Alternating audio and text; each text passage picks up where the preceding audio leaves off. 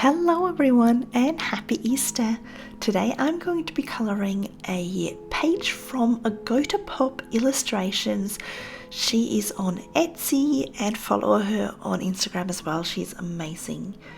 And we're going to be using Polychromos pencils and some glitter markers from Lightwish as well to do some glittery details. So let's get started. So I printed this page on Daler Rowney fine grain cartridge paper and it is 160 grams. I like this paper just because it's got a little bit of tooth, so it allows me to layer a little bit, and it just makes for a good alternative to just a plain old copy paper without breaking the budget. It's not crazy expensive, and I just found that at my local Officeworks. So I'm just wanting to do some split complementary colours today. So I'm going to do the cup in a violet tone, and then I'm doing the I'm going to do like the yellow orange up the top here with the flowers, and then we're going to do yellow green for the leaves. So that makes a perfect split complementary. So I'm just going to do all of the flowers in similar colours, and just wanted to make it super simple, so it's something that you can easily do without thinking too much today. And then we're going to do, as I mentioned, some glittery details at the end. Now, this particular page was actually a free download that I downloaded last year from Agota Pop's website, so it may still be there. So just go search her up on Google and you'll be able to find it, or you might find a link maybe via her Instagram. So go and have a look, but she's got tons of super cute little Easter colouring sets on her Etsy as well. And with the Etsy one, you also get the option of printing them in just a normal black and white, or with grey, like a lighter grey outline as well. So if you don't want the black outline, so you want them a bit softer, then that grey one is a great alternative as well.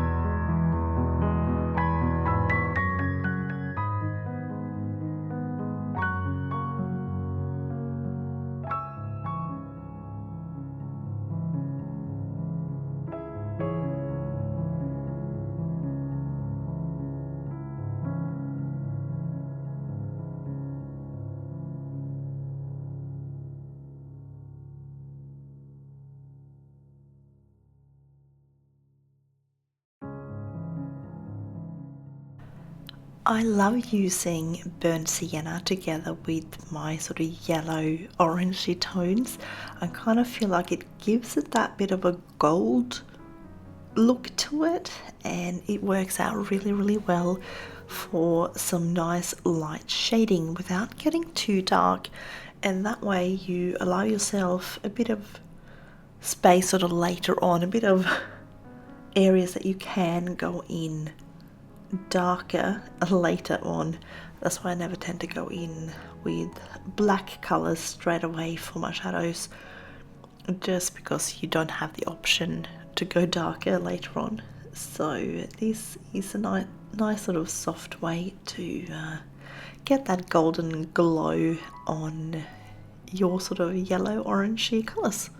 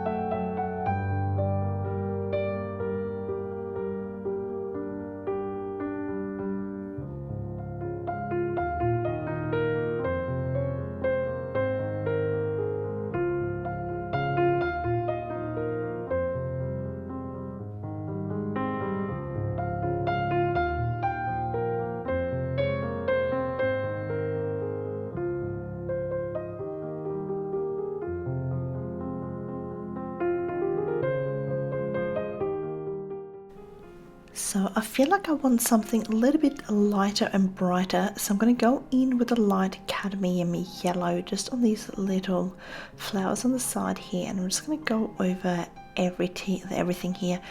I'm sort of doing maybe like a medium pressure here. I'm not going super light just because it is a very light color, and I kind of wanted it to sort of stand out a little bit more. So I'm just sort of touching up a little bit now, just getting a bit of shadows in, a bit of dimension, and making it look nice. And then when I finish with sort of that on here, I think I'm going to go ahead and get started on the leaves, and then we can always adjust our shadows and colors a little bit later as we see how everything is working together.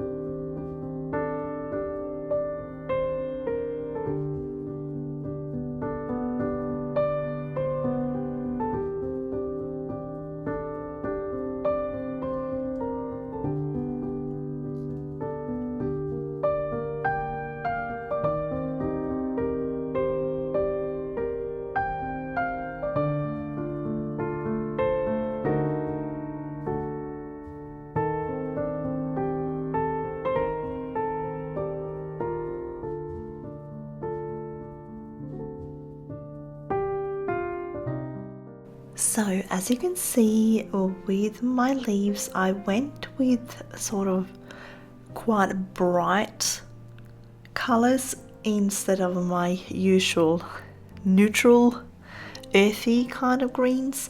So these are in the yellow green range, but I kind of feel like they are a bit more, I don't know, not quite artificial looking, but they're like super bright and super happy, and I think they just worked really well with this one because I don't want it looking overly like natural and real. I just wanted it to be nice and bright and light.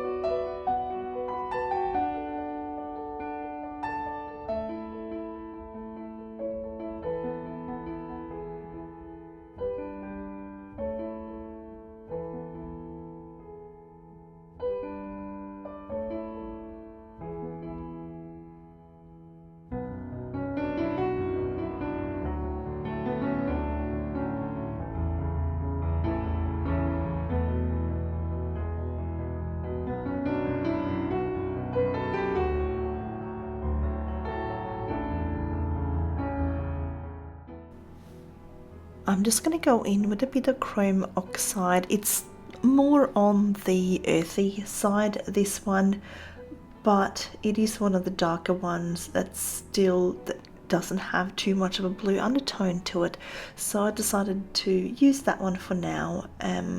I'll probably, once I've done this, maybe go in with the lighter green again, but I don't want to go too crazy on the leaves until I've finished off the little cup as well. So I reckon we'll go back in once I finish off the cup, and I will just go and adjust some shadows and maybe just do a bit of mixing of some colors and blending, just to get the colors right, and just make sure that we have it nice and dark enough as well.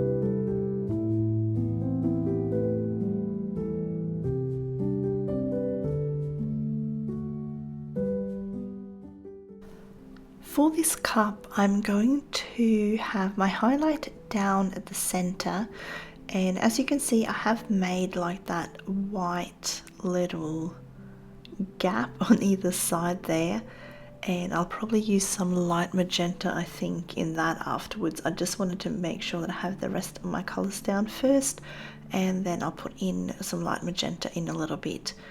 So I'm going to just have a highlight down the center, as I mentioned, and then go darker out till I hit that little line I'm kind of creating at the moment.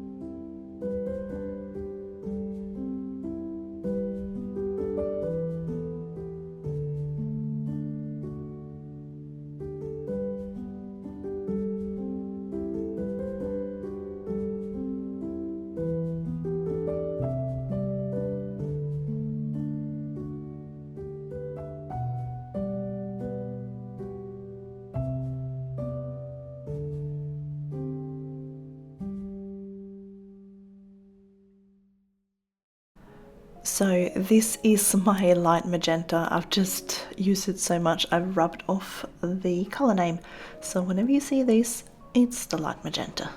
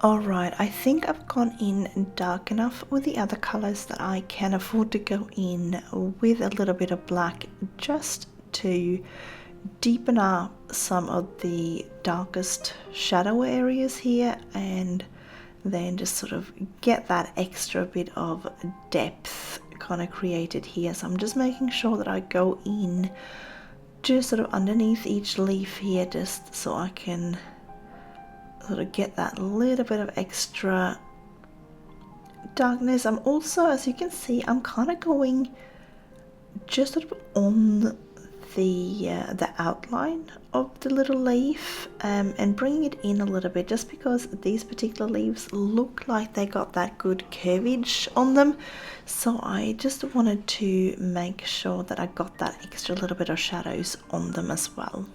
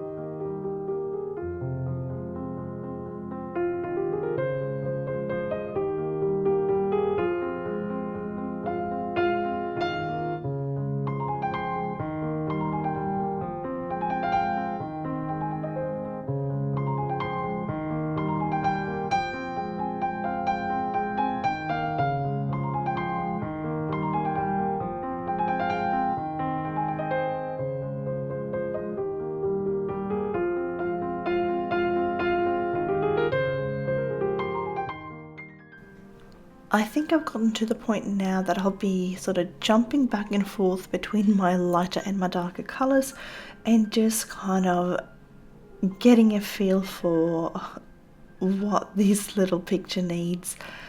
A little bit of highlighting here, a little bit of shadows there, and just kind of feel your way ahead. Just look at your picture for a little bit and just see what it needs. Where does it need a bit more of this and that, and just go ahead and adjust.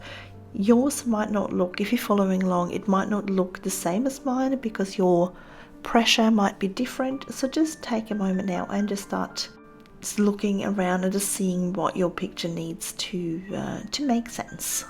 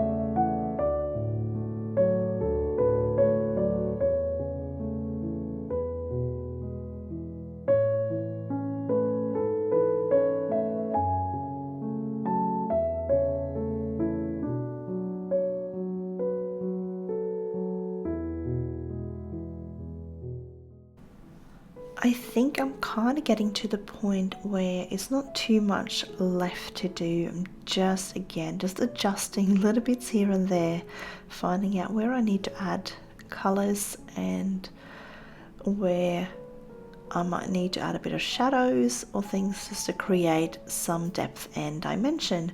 As soon as I'm finished with this, I'm going to go ahead and get our glitter markers out, and we're going to have a look at them, and we're going to use them for a little bit of sort of glittery, happy Easter highlights.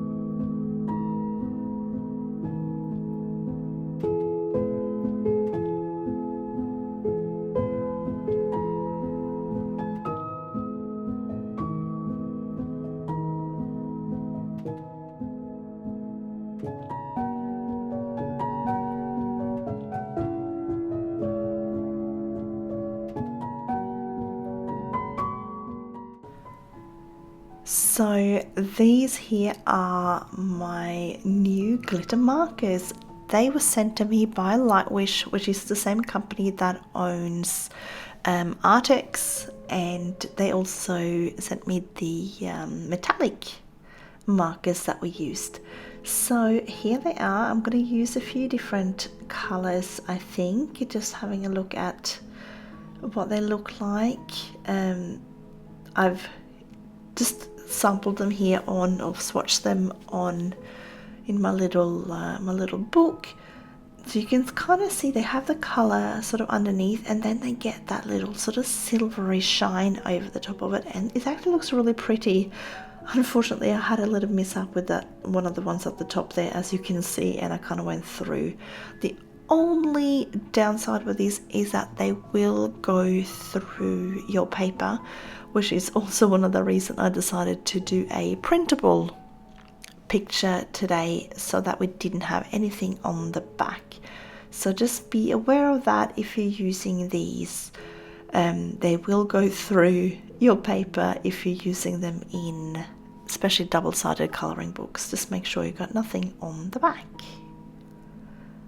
Now these are actually, I was so impressed trying these out.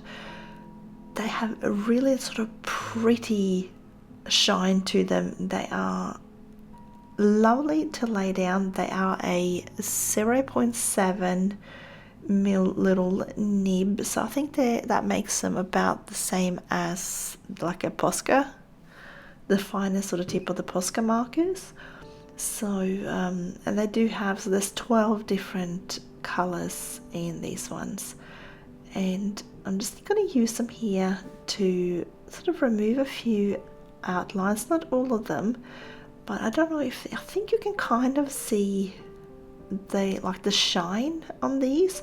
They are super shiny.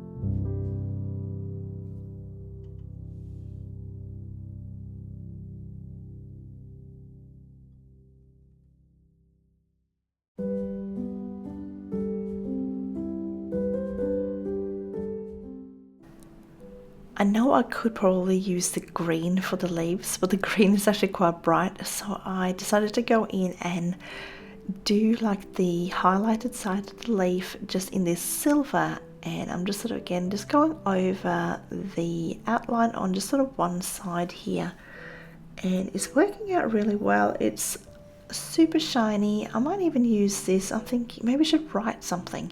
Should we write on the cup, you reckon? Maybe we should do some like a happy Easter or something on there. So it's like these are the ones that you'll have to, like the postcards, you have to sort of push down to get the little ink or the color to come down to start with. So and you just sort of shake them, and it also says make sure that you store them lying down.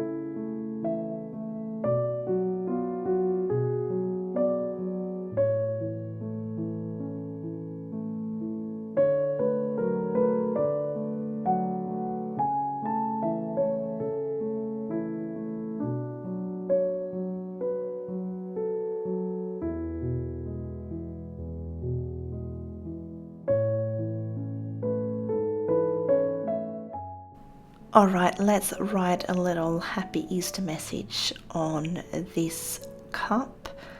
So now it's a bit hard to see maybe with this silver. Maybe I should have used a different color, but let's see. Let's just move this camera around a little bit and I'll show you how. You can definitely see it like when you get the right angle there. Absolutely, like as I said, they're super pretty and really, really glittery and lovely. But I think I might just go over them with the purple one of these on there. So there we go. Here is how it looks after I put the purple down. You can still sort of see it there, but you can see it better when you're sort of straight on. So how pretty is that?